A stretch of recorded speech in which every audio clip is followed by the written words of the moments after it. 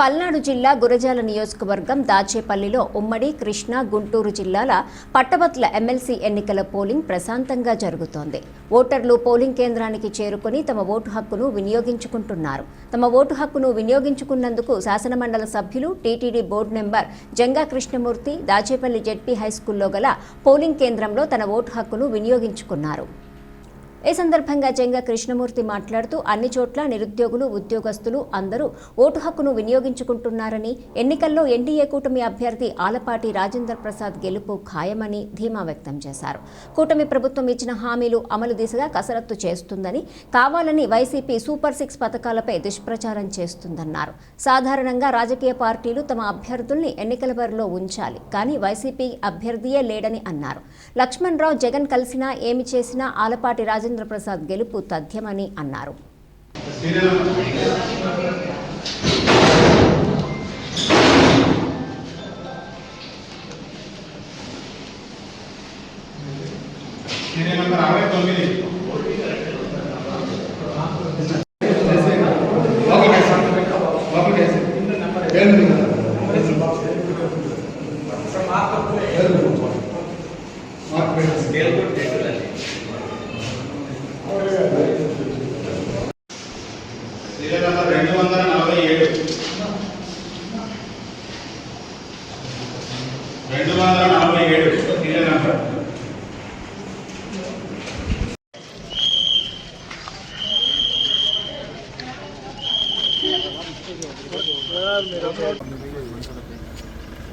Graduation ఎలక్షన్లో ఎన్నిక జరుగుతుంది.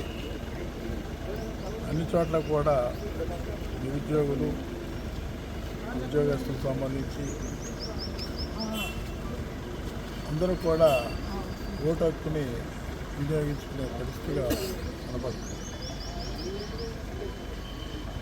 ఈ ఎన్నికలో తప్పనిసరి కూడా ఎన్డీఏ కూటమి అభ్యర్థి అయినటువంటి రాజేంద్ర ప్రసాద్ గారి యొక్క గెలుపు కారణం ఏంటంటే, రాష్ట్ర ప్రభుత్వాన్ని బలపరచాలా, ఈ రాష్ట్రం అన్ని విధాలుగా అభివృద్ధి చెందాలా, ఆ అభివృద్ధి క్రమంలో ముందుకెళ్తున్నటువంటి ఎన్డీఏ కూటమికి మద్దతు కలపాలని ఆలోచనతోని నిరుద్యోగులకు సంబంధించి కానీ వివిధ వర్గాలకు సంబంధించిన ప్రజలు ఈ ప్రభుత్వ పనితీరుని ప్రజలు చూస్తున్నారు.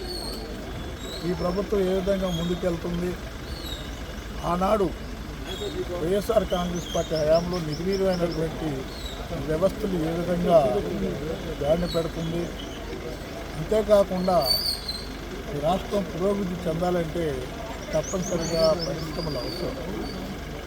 నిరుద్యోగం ఏ విధంగా పరిష్కరించాలన్న ఆలోచనతో